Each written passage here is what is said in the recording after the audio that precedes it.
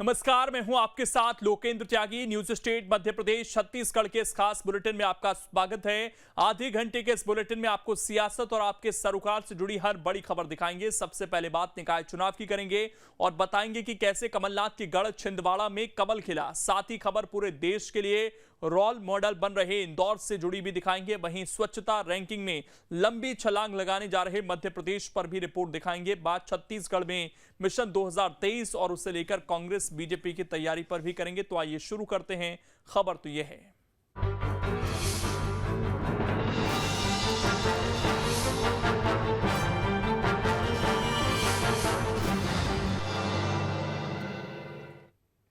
MP अब देश का सबसे नीट एंड क्लीन यानी सबसे स्वच्छ राज्य बनने की राह पर है। शहरों के मामले में इंदौर तो अब राज्यों के मामले में एमपी नंबर 1 होगा। इस रिपोर्ट में आप देखिए।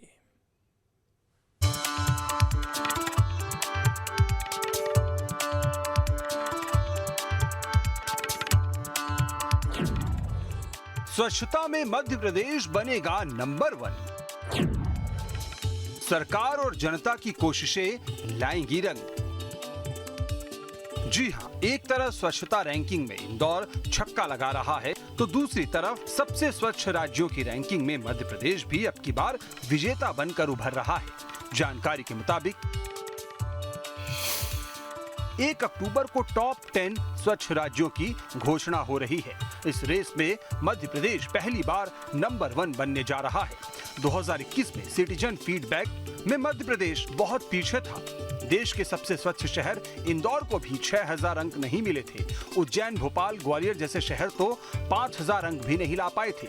यही वजह है कि मध्य प्रदेश पिछली बार यानी 2021 की रैंकिंग में तीसरे स्थान पर रहा था। इस बार सिटीजन फीडबैक में मध्य प्रदेश ने सबसे बेहतर काम किया है। बहरहाल इस बार माना जा रहा है कि मध्य प्रदेश की दावेदारी बिल्कुल पुख्ता है और इसकी कई वजहें भी हैं। मसलन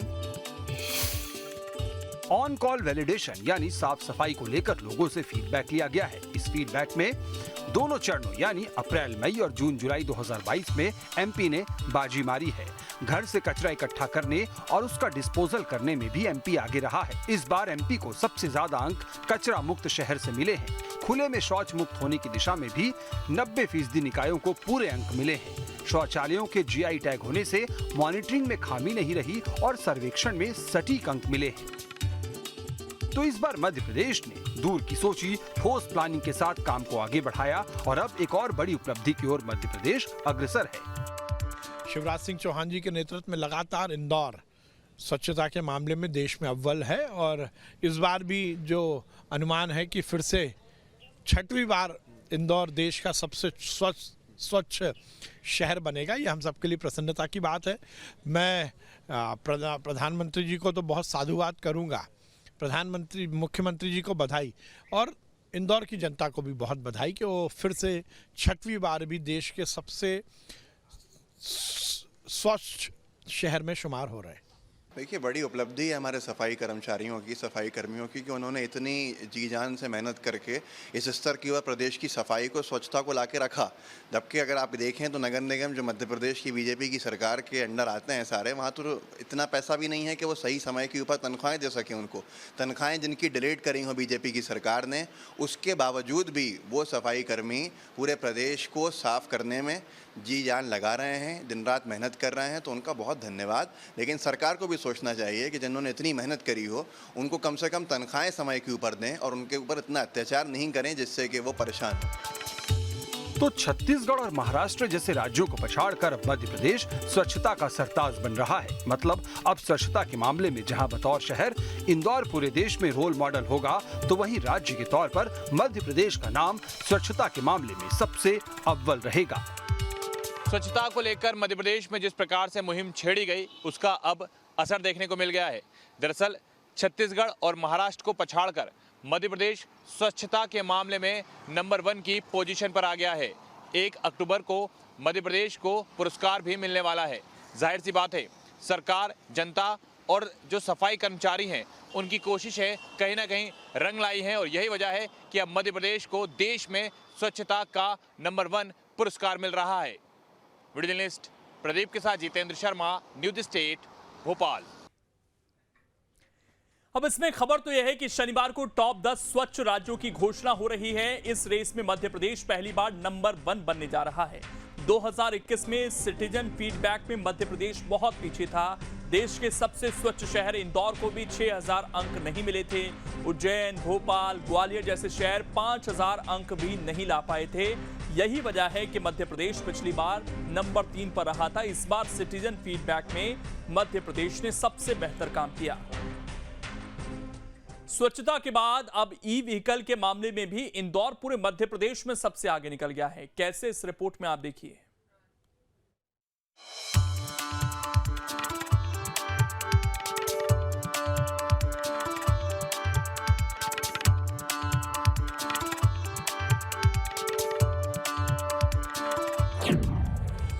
दूसरे शहरों के लिए इंदौर बन रहा मिसाल। हर एक पायदान पर इंदौर हो रहा अव्वल। जी हां, हर एक मामले में इंदौर अव्वल बन रहा है। और अब इंदौर देश में इलेक्ट्रिक व्हीकल का बड़ा हब बनने को भी तैयार है। इंदौर में अब तक करीब 44,000 से ज्यादा इलेक्ट्रिक व्हीकल रजिस्टर्ड हो चुके हैं। इस वक्त ऑन रोड भी सबसे ज्यादा इलेक्ट्रिक व्हीकल इंदौर में ही दौड़ रहे हैं। जानकारी के मुताबिक इंदौर में 8,513, भोपाल में 6,937, ग्वालियर में 5,484, जबलपुर में 2,857 और मुरैना में 2,598 ई व्हीकल इस समय ऑन रोड हैं। हालांकि मध्य प्रदेश में कई जिले ऐसे भी हैं जो इस मामले में काफी पीछे हैं। इन जिलों में अलीराजपुर, जहां महज 10 ई व्हीकल ऑन रोड हैं, डिंडौरी में 13, उमरिया में 15, सिंगरौली में 19 और राजगढ़ में 52 ई व्हीकल ऑन रोड हैं। तो आंकड़े बता रहे हैं कि मध्य प्रदेश में क्लीन और ग्रीन एनर्जी की दिशा में इंदौर तेजी से आगे बढ़ रहा है। हालांकि ई व्हीकल को बढ़ावा देने के लिए अभी पॉलिसी मेकिंग में कई खामियां भी हैं, जिसे दूर किए जाने की जरूरत है। मसलन केंद्र की सब्सिडी नीति का लाभ एमपी के 2-3 व्हीलर को नहीं मिल रहा। राज्य सरकार की सिर्फ रजिस्ट्रेशन फीस टैक्स में छूट है। ये छूट भी अब सीमित वाहनों पर समाप्त हो गई है। स्पीड के फेर में वाहनों के रजिस्ट्रेशन अटके हुए हैं। 25 किलोमीटर से कम स्पीड वाले वाहन पर फाइनेंस नहीं मिल रहा। ट्रैफिक नियमों में भी इलेक्ट्रिक व्हीकल को लेकर संशय है। रजिस्ट्रेशन नहीं होने से पुलिस चालान बना रही है। मैन्युफैक्चरिंग के लिए भी प्रशासनिक स्तर पर कोई बड़ी पहल नहीं हुई है। बाहर से एसेसरीज लाकर यहाँ उसे सिर्फ असेंबल किया जा रहा है। बहरहाल तमाम अच्छाइयों और खामियों के बावजूद इलेक्ट्रिक व्हीकल के मामले में इंदौरी बाजी मारते दिख रहे हैं। हालांकि ऐसे और भी कई क्षेत्र हैं जिसमें इंदौर काफी आगे है। मसलन स्वच्छता के मामले में इंदौर सबसे अव्वल है। इंदौर मेडिकल टूरिज्म का भी हब बन रहा है। एमपी में सबसे ज्यादा स्टार्टअप इंदौर में ही है। इंदौर के आईटी प्रोफेशनल्स दुनिया भर के देशों में धूम मचा रहे हैं। एमपी की जीडीपी में भी इंदौर का सबसे बड़ा योगदान है। तो समाज के हर क्षेत्र में इंदौरी अपना लोहा मनवा रहे हैं और अब क्लीन और ग्रीन एनर्जी की दिशा में भी इंदौरियों की जिद रंग लाती दिख रही है। अब शहर के पर्यावरण, आबो हवा को भी देश की सबसे अच्छी हवा यहाँ के नागरिकों को मिले, इसके लिए अभियान हम सब ने हाथ में लिया है। शहर का एयर क्वालिटी इंडेक्स ठीक हो, शहर का पर्यावरण ठीक हो, इसके लिए ज़्यादा से ज़्यादा सोलर, सीएनजी और ई व्हीकल्स को बढ़ावा देना हमारी प्राथमिकता है। हम खुद ई व्हीकल का यूज़ करते हैं। साथ ही दूसरी बात देखा जाए कि इंदौर में पर्यावरण सुधार के लिए लगातार ई व्हीकल का प्रयोग भी बढ़ रहा है। पूरे देश में सबसे ज्यादा ई व्हीकल का प्रयोग इंदौर में हो रहा है। ये एक अच्छे संकेत है कि इंदौर की आबोहवा सुधरेगी। साथ ही इंदौर में मेडिकल प्रोफेशनल और मेडिकल हब के रूप में विकसित हो रहा है। पूरे देश में सबसे अच्छी मेडिकल सुविधाएं इंदौर में मिल रही है। IT भी डेवलप यहाँ पे अच्छा हो रहा है। कुल मिला के सभी सुविधाओं में इंदौर एक विकासशील शहर के रूप में आगे बढ़ता है। तो लक्ष्य कोई कठिन नहीं, जीता वही जो डरा नहीं। इसी मूल मंत्र के साथ इंदौर हर एक क्षेत्र में लंबी छलांग लगा रहा है और आज इंदौर देश भर में एक मॉडल के तौर पर भी उभर कर सामने आया है। देश का सबसे स्वच्छ शहर इंदौर है और प्रधानमंत्री नरेंद्र मोदी अक्सर जब मन की बात करते हैं देश को संबोधित करते हैं तो इंदौर की स्वच्छता का वो अक्सर जिक्र करते हैं। उन्होंने कहा था कि अगर स्वच्छता का प्रेरणा लेना है तो इंदौर से लेना चाहिए और उन्होंने इंदौर से अपील भी की थी कि इंदौर आगे आए और पर्यावरण एयर क्वालिटी इंडेक्स को लेकर पूरे देश को प्रेरणा दे। कहीं ना कहीं से अब उसके परिणाम भी बेहतर देखने को मिल रहा है। एयर क्वालिटी इंडेक्स को बेहतर करने के लिए इंदौर में ई व्हीकल्स को जोड़ दिया जा रहा है। महापौर पुष्पमित्र भार्गव सबसे पहले जब महापौर बनते हैं तो सबसे पहले ई व्हीकल का इस्तेमाल करना शुरू करते हैं क्योंकि वो शहर के प्रथम नागरिक हैं और लगातार लोगों से अपील भी कर रहे हैं कि वृक्षारोपण के साथ साथ में अब वी व्हीकल पर वो अपने आप को चेंज करें, यानी वी व्हीकल जो गाड़ियाँ हैं उसका यूज़ ज़्यादा बेहतर करें। उससे कहीं ना कहीं से एयर क्वालिटी इंडेक्स बेहतर होने की उम्मीद है और उसके परिणाम कहीं ना कहीं सार्थक अपने भी लगे हैं। Mithilesh Gupta, team news studio. अब इसमें खबर तो यह है कि स्वच्छता के मामले में इंदौर सबसे अव्वल है। इंदौर मेडिकल टूरिज्म का भी हब बन रहा है। एमपी में सबसे ज्यादा स्टार्टअप इंदौर में ही है। इंदौर के आईटी प्रोफेशनल्स की दुनिया भर में धूम है। एमपी की जीडीपी में इंदौर का सबसे बड़ा योगदान है और अब ई व्हीकल के मामले में भी इंदौर काफी आगे निकल चुका है।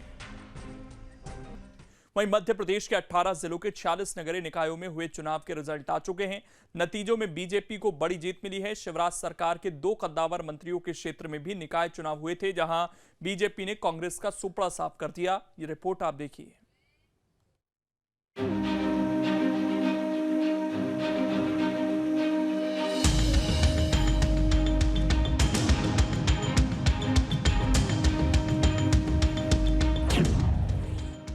कमलनाथ के गढ़ में खिला कमल।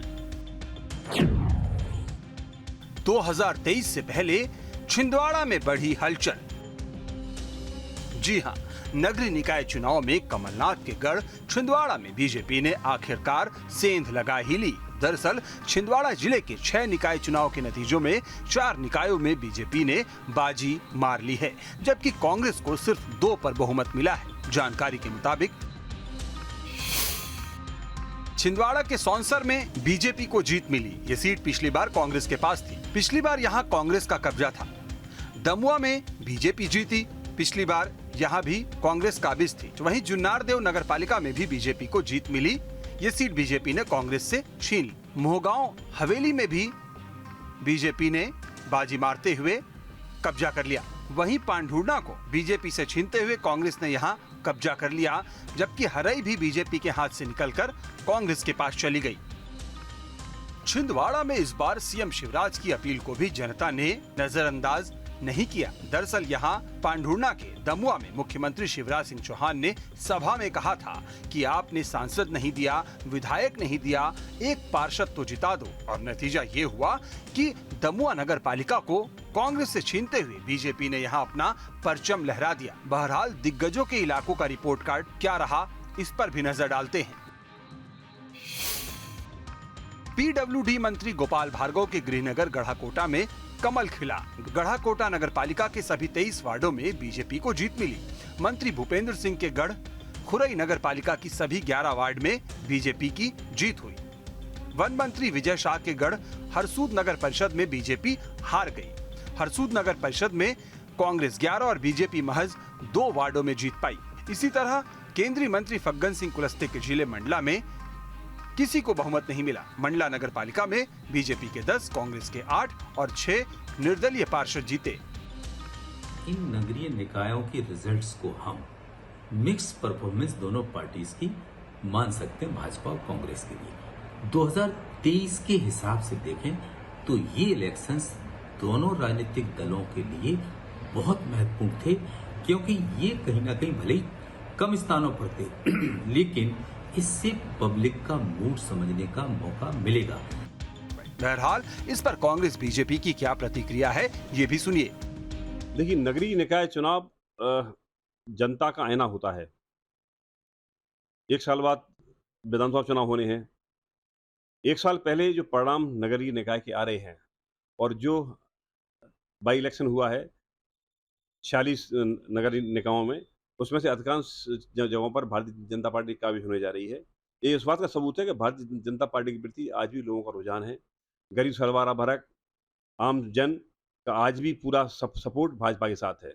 ये जो चुनाव हो रहे हैं, कमलनाथ 9 बार वहाँ का सांसद रहा है। अगर उसके इलाके में 6 सीटें जीतते ये क्या संकेत दे रहा है? भारतीय जनता पार्टी प्रशासन उनका है, पैसा उनके पास है। ये किसी न किसी तरीके से आम जनता को ये दिखाना चाहते हैं कि भारतीय जनता पार्टी कितनी लोकप्रिय है। ये दुनिया जानती है कि महंगाई बढ़ रही है, बेरोजगारी चल रही है, स्वास्थ्य के बारे में अपना आंकड़ा बहुत नीचे, फिर भी बीजेपी क्यों जीत रही? क्या बात है? तो मध्य प्रदेश के 18 जिलों के 46 नगरीय निकायों की तस्वीर देखें तो बीजेपी न सिर्फ अपनी साख बचाने में कामयाब रही बल्कि उसे बड़ी लीड भी मिली। वहीं कांग्रेस इस निकाय चुनाव में पिछली लीड को भी गवा बैठी। मंत्री गोपाल भार्गव के क्षेत्र में कांग्रेस साफ हो गई। इसी तरह मंत्री भूपेंद्र सिंह के क्षेत्र में भी बीजेपी का दबदबा कायम रहा, जबकि कमलनाथ जैसे दिग्गजों के गढ़ में कांग्रेस को मुंह की खानी पड़ी। नगरीय निकाय चुनाव स्थानीय प्रत्याशी और स्थानीय मुद्दों के आधार पर लड़े जाते हैं, लेकिन आने वाले साल में विधानसभा के उपचुनाव हैं, इसलिए भारतीय जनता पार्टी ने इस बार कोई रिस्क नहीं ली। पिछले निकाय चुनाव में बीजेपी अपनी कई पुश्तैनी सीटें हार गई, लेकिन फिर भी पार्टी बहुमत में रही और इस बार फिर भारतीय जनता पार्टी ने बहुमत में सीटें जीती हैं। यानी कांग्रेस ये दावा तो करती रही है कि अगले विधानसभा चुनाव में जनता बदलाव कर रही है, लेकिन अगर जनता की यही सोच है तो उसका असर निकाय चुनाव में भी दिखना चाहिए, जो कि नहीं दिख रहा, और इसीलिए बीजेपी के हौसले बुलंद बने हुए हैं। Vinod Sharma, news state. अब इसमें खबर तो यह है कि निकाय चुनाव में छिंदवाड़ा जिले के 6 निकाय चुनाव के नतीजों में 4 निकायों में बीजेपी ने बाजी मार ली। उधर मंत्री गोपाल भार्गव की गृहनगर गढ़ाकोटा में कमल खिला। गढ़ाकोटा नगर पालिका के सभी 23 वार्ड में बीजेपी की जीत हुई। वहीं मंत्री भूपेंद्र सिंह के गढ़ खोराई नगर पालिका के सभी 11 वार्ड में भी बीजेपी की जीत हुई, जबकि वन मंत्री विजय शाह के गढ़ हरसूद नगर परिषद में बीजेपी हार गई। हरसूद नगर परिषद में कांग्रेस 11 और बीजेपी 2 वार्डों में जीती। केंद्रीय मंत्री फग्गन सिंह कुलस्ते के मंडला में किसी को बहुमत नहीं मिला। मंडला नगर पालिका में बीजेपी के 10, कांग्रेस के 8 और 6 निर्दलीय जीते। वहीं छत्तीसगढ़ में मिशन 2023 के लिए बीजेपी और कांग्रेस ने अब जोर लगाना शुरू कर दिया है। कांग्रेस बूथ स्तर पर पदयात्रा पर निकलने वाली है, तो बीजेपी भी 6 अक्टूबर को अपने पत्ते खोलेगी। यह रिपोर्ट आप देखिए।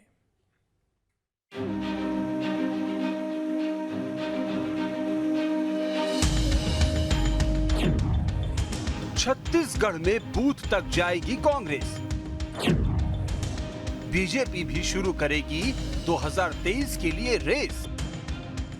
छत्तीसगढ़ अब अगले साल चुनावी वर्ष में प्रवेश करने जा रहा है। दरअसल 2023 के आखिर में छत्तीसगढ़ में विधानसभा चुनाव होने हैं। ऐसे में प्रदेश की दोनों ही मुख्य पार्टियां कांग्रेस और बीजेपी अब फुल फॉर्म में आने के लिए तैयार हैं। जनता की नजरों में चढ़ने या फिर जनता तक अपनी पहुंच बढ़ाने के लिए बीजेपी और कांग्रेस अपनी अपनी रणनीति बना रही है। बात करें कांग्रेस की तो कांग्रेस 2 अक्टूबर से बूथ स्तर पर पदयात्रा की प्लानिंग करेगी। पदयात्रा के दौरान सरकार की योजनाओं का प्रचार प्रसार होगा। 2 मई से सीएम भूपेश बघेल पहले ही सभी 90 विधानसभा सीटों की यात्रा पर हैं। सीएम भूपेश हर विधानसभा क्षेत्र में जाकर वहां चौपाल लगा रहे हैं और लोगों की समस्याएं सुन रहे हैं। कांग्रेस प्रदेश अध्यक्ष मोहन मरकाम और प्रदेश प्रभारी पीएल पुनिया भी लगातार बैठकें ले रहे हैं। हारी हुई सीटों की समीक्षा कर वहां का दौरा भी किया जा रहा है। उधर बीजेपी संगठन से लेकर सड़क तक अब फॉर्म में आती दिख रही है। बीजेपी ने सबसे पहले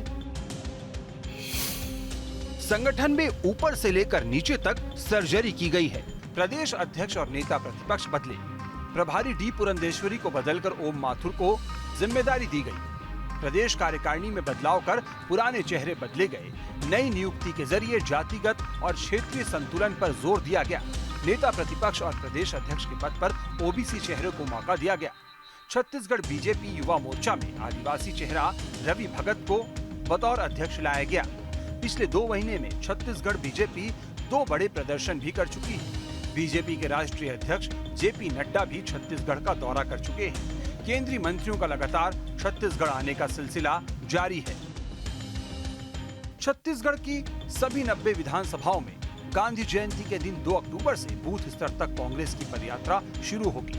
भारत जोड़ो यात्रा की तर्ज पर होने वाली इस यात्रा के लिए जिला, ब्लॉक और बूथ स्तर के समन्वयकों की नियुक्तियां की जा चुकी है। उधर बीजेपी भी 6 अक्टूबर को 2023 के लिए एक्शन प्लान पर मंथन करने जा रही है।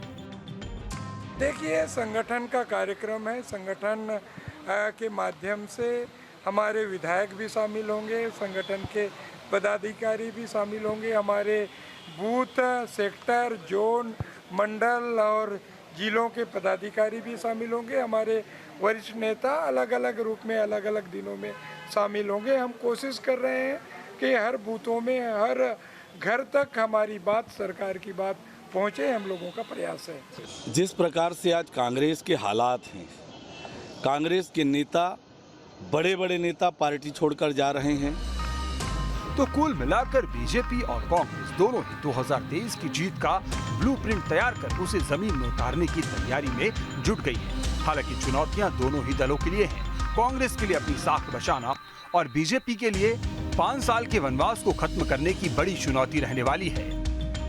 छत्तीसगढ़ में जैसे जैसे विधानसभा चुनाव का समय नजदीक आ रहा है, वैसे वैसे राजनीतिक दलों की तैयारियां तेज होती जा रही हैं।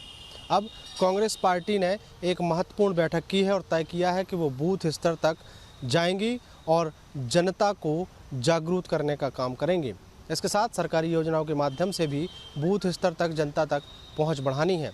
वहीं दूसरी तरफ बीजेपी भी कुछ इसी तरीके की तैयारी में है और बीजेपी सरकार के खिलाफ माहौल बनाने के लिए बूथ और मंडल स्तर तक की जाने की तैयारी में है। वीडियो जर्नलिस्ट प्रमोद देवांगन के साथ अंकुश शर्मा, न्यूज स्टेट मध्य प्रदेश, छत्तीसगढ़। अब इसमें खबर तो यह है कि छत्तीसगढ़ में कांग्रेस 2 अक्टूबर से बूथ स्तर पर पदयात्रा की प्लानिंग करेगी। पदयात्रा के दौरान सरकार की योजनाओं का प्रचार प्रसार होगा। 2 मई से सीएम भूपेश सभी 90 विधानसभा सीटों की यात्रा पर हैं। सीएम भूपेश हर विधानसभा क्षेत्र में जाकर वहां चौपाल लगा रहे हैं। कांग्रेस प्रदेश अध्यक्ष और प्रदेश प्रभारी भी बैठकें ले रहे हैं। उधर बीजेपी संगठन में ऊपर से नीचे तक सर्जरी हुई है। प्रदेश अध्यक्ष और नेता प्रतिपक्ष बदले गए हैं। प्रभारी डी पुरंदेश्वरी को बदलकर ओम माथुर को जिम्मेदारी दी गई है। प्रदेश कार्यकारिणी में बदलाव कर पुराने चेहरे बदले गए हैं। नई नियुक्ति के जरिए जातिगत और क्षेत्रीय संतुलन पर जोर दिया गया है। और आखिर में अब आपको मध्य प्रदेश छत्तीसगढ़ की वो जानकारी देंगे जिसके बारे में शायद कम ही लोग जानते हैं। 14 दिसंबर 1993 को दिग्विजय एमपी के सीएम बने। पहले कार्यकाल में दिग्विजय ने 2 डिप्टी सीएम बनाए। इसी के साथ छोटे से ब्रेक के लिए यहां पर रुकेंगे। न्यूज स्टेट पर खबरें लगातार जारी हैं।